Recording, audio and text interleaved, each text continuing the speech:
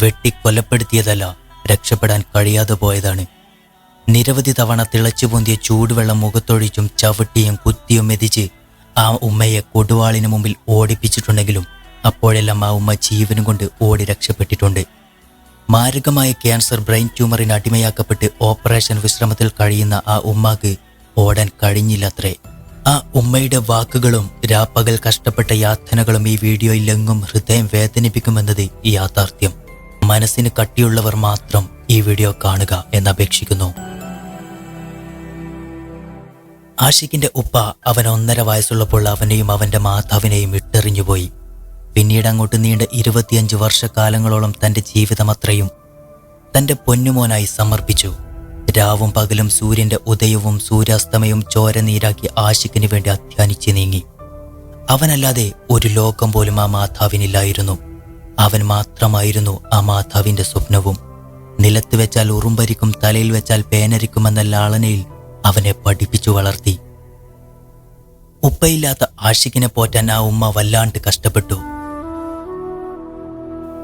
1ാം ക്ലാസ്സിലെ സ്ലേറ്റിൽ അവന്റെ കൈ പിടിച്ച് അക്ഷരം പഠിപ്പിക്കുമ്പോൾ ആ ഉമ്മയുടെ മനസ്സിൽ ഉദിച്ച സ്വപ്നം ഉമ്മയുടെ അവസാന ശ്വാസത്തിലും ഉമ്മാന്റെ കൂടെ അവരുണ്ടാവുമെന്ന സ്വപ്നത്തിനാലാണ്. എന്നാൽ പ്രതീക്ഷകൾ ഒട്ടും പിഴച്ചില്ല.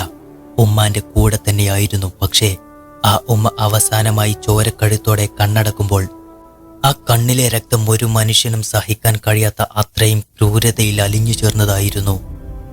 പൊന്നുമോനെ വളർത്തിയ ആ ഉമ്മാന്റെ മനസ്സിലെ വേദന അപ്പോൾ എന്തായിരിക്കും?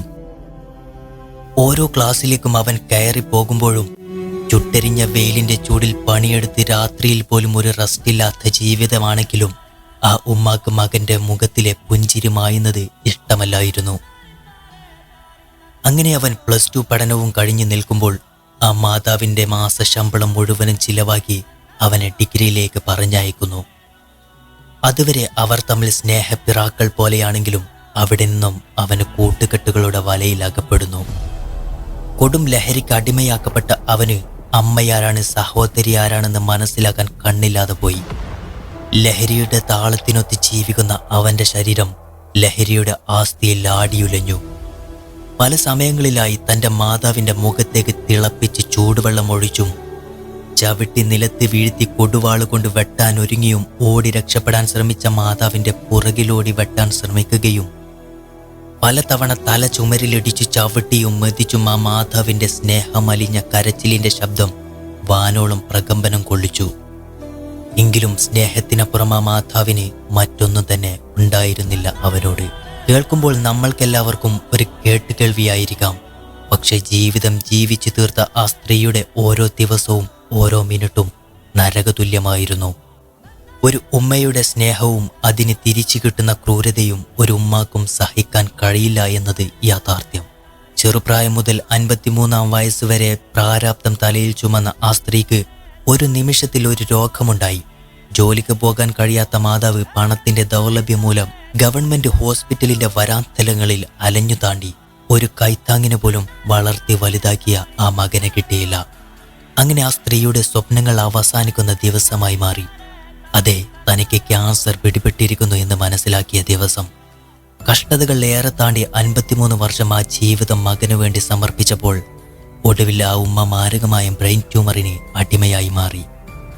തന്റെ ജീവിതം അത്രയും ജീവപാതിയായി സ്നേഹിച്ച പൊന്നുമോനോട് പറയാൻ കൂടെ അവൻ ചെവി കൊടുത്തില്ല. മരുന്ന് വാങ്ങാൻ പോലും കണ്ണീരിനാൽ പണിഞ്ഞ ദിവസങ്ങൾ നെയ്തെടുക്കുമ്പോഴും ഒരു ചെറു പുഞ്ചിരി പോലും അവൻ ആ മാരക രോഗത്തിന് അടിമയാക്കപ്പെട്ട ആ സ്ത്രീയുടെ മുഖത്തിന് സമ്മാനിച്ചില്ല. മാരകമായ ആ രോഗം ആ സ്ത്രീയുടെ ശരീരത്തെ പിടിച്ചു മുറുക്കി വേദനകൾ കൊണ്ട് കുത്തി നോവിച്ചു. നടക്കാൻ പോലും കഴിയാതെ പിച്ചവെക്കുമ്പോൾ 10 മാസം ഗർഭം ചുമന്ന് നടക്കാൻ കഴിയാത്ത കാലുകളുമായി പിച്ചവെച്ച് നടന്ന ആ നാളുകൾ ആ ഉമ്മാന്റെ മനസ്സിലൂടെ കടന്നുപോയിട്ടുണ്ടാവണം. അങ്ങനെ ദിവസങ്ങൾ നീണ്ടുപോയി. മകന്റെ കൊടും ലഹരിയുടെ ആക്രമണം ചെറുത്തു നിൽക്കാനായി ഒടുവിൽ രാപ്പകൽ കഷ്ടപ്പെട്ടുണ്ടാക്കിയ സ്വന്തം വീട് വിട്ടിറങ്ങേണ്ടി വന്നു. അങ്ങനെ അനിയത്തിയുടെ വീട്ടിൽ താമസം ആരംഭിച്ചു. സ്നേഹപാതിയായി നടന്ന ആ ഉമ്മയെയും മോനെയും ഒന്നുകൂടെ ഒന്നിച്ചു കാണാനായി നാട്ടുകാർ 1.5 ലക്ഷം മുടക്കി ആഷിഖിനെ ബാംഗ്ലൂരിലെ ഡി അഡിക്ഷൻ സെന്ററിലേക്ക് മാറ്റി. ഒടുവിൽ കോഴിക്കോടിലെ ഡി അഡിക്ഷൻ സെന്ററിലേക്കും അവനെ കൊണ്ടു താണ്ടി. ഇനിയെങ്കിലും അവനൊന്ന് നന്നാകുമെന്ന പ്രതീക്ഷയിൽ ആ മാതാവ് രാത്രിയിൽ കണ്ണടച്ചു തുടങ്ങി. അങ്ങനെ ദിവസങ്ങളിലേറെയായി അവൻ ഇടയ്ക്കിടയ്ക്ക് വന്ന് ആ ഉമ്മയെ തല്ലിയും ചൂടുവെള്ളം ഒഴിച്ചും ഇടയ്ക്കിടെ കരയിപ്പിക്കുന്നത് അവന്റെ ഒരു ഹോബിയായി മാറി. ദിവസം ജനുവരി 18-ാം തീയതി അവനെത്തി. ബ്രെയിൻ ട്യൂമർ ഓപ്പറേഷൻ കഴിഞ്ഞ് വീട്ടിൽ കിടക്കുന്ന ആ ഉമ്മാന്റെ മനസ്സ് അവന്റെ വരവിനെ വല്ലാണ്ട് സന്തോഷിച്ചു. അവന് വേണ്ടിയുള്ള ഭക്ഷണങ്ങളുമെല്ലാം തയ്യാറാക്കാനായി പറഞ്ഞു.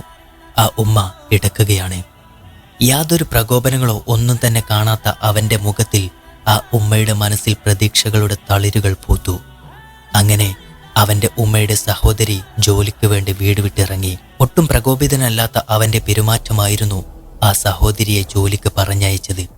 പക്ഷേ സഹോദരി ഇതൊന്നും പ്രതീക്ഷിച്ചിട്ടില്ലായിരുന്നു. സഹോദരി ഉമ്മയോട് പറഞ്ഞുകൊടുത്തു, അവനുമായി ഒരു വാക്ക് തർക്കത്തിനും ഏർപ്പെടാൻ നിൽക്കരുത്. കാരണം ഒരുപാട് നാളായി ഈ സഹോദരി ഉമ്മയുടെ കരച്ചിൽ അനുഭവിച്ചറിഞ്ഞവളാണ്. അങ്ങനെ സഹോദരി വീട് വിട്ടിറങ്ങിയതും ഇവൻ അയൽവാസിയുടെ വീട്ടിൽ പോയി വെട്ടുകത്തി ചോദിക്കുകയാണ്. ഒട്ടും പ്രകോപിതനല്ലാത്ത അവന്റെ മുഖവും ഭാവവും കണ്ടിട്ടും അയൽവാസിയുടെ ചോദ്യത്തിന് അവൻ തേങ്ങ പൊളിക്കാനാണെന്ന വ്യാഖ്യാനെ തിടുക്കത്തിൽ ആ കത്തിയുമായി വീട്ടിലേക്ക് ഓടി. പക്ഷേ അയൽവാസിക്കറിയില്ലായിരുന്നു പൊളിക്കുന്നത് അവന്റെ ഉമ്മയുടെ തലയാണെന്ന്.